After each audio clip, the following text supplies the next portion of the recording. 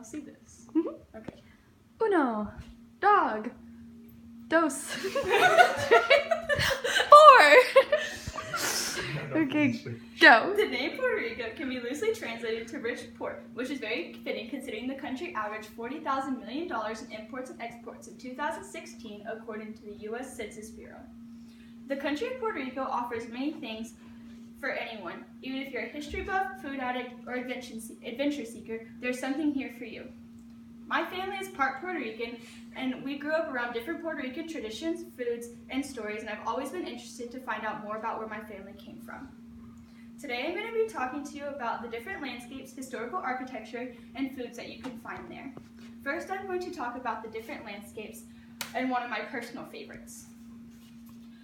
Puerto Rico is known for its many unique quirks and features, such as its blue sand beaches, 200 or more caves, and the Salto de Juana waterfall. But most importantly, and one of my most favorite ones there, is the bioluminescent bays located in Fajardo, Viquis, and Lajas on the coast, which we can see here from left to right. Puerto Rico is home to 3 of the world's 5 bioluminescent bays, according to the Guide of Bioluminescent Bays. It's really rare because the bioluminescent dinoflagellates have to be really clustered enough to make a great presence in a big body of water. This ecosystem is very vulnerable, and so there's always a really big threat about it being destroyed. But Puerto Rico is more than just one gigantic beach. It also has a lot of great historical architecture. Their architecture dates back from the New World and beyond that. It has modern architecture, which you can see in the old San Juan streets, and the buildings are very colorful and because of its Latin origin.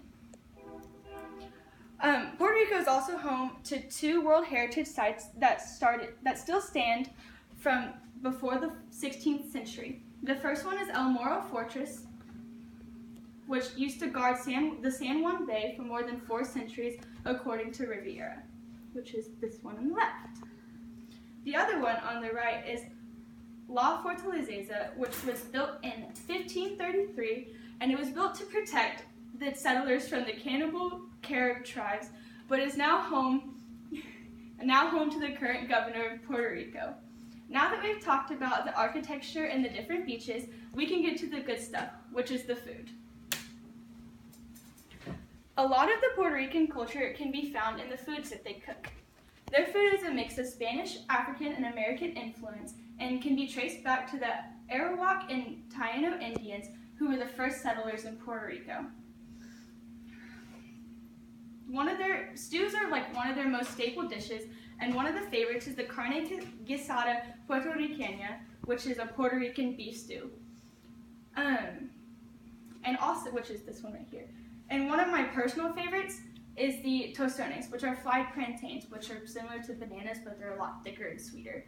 And my grandma used to make these for me all the time, especially whenever I wasn't feeling good, because they were my personal favorite. The landscape, architecture, and food are just some of the few things that this country has to offer. The country has to offer us.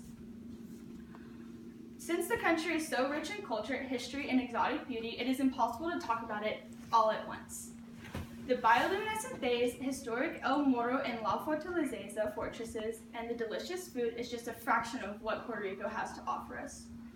All of these components are reasons why Puerto Rico is a travel destination for many, especially me. It generates about $4 billion in tourism and is responsible for ending the 5-year recession, which is the only country to do that, according to PuertoRicoNow.com. Excited. Hi. 1, 2, 3 dog.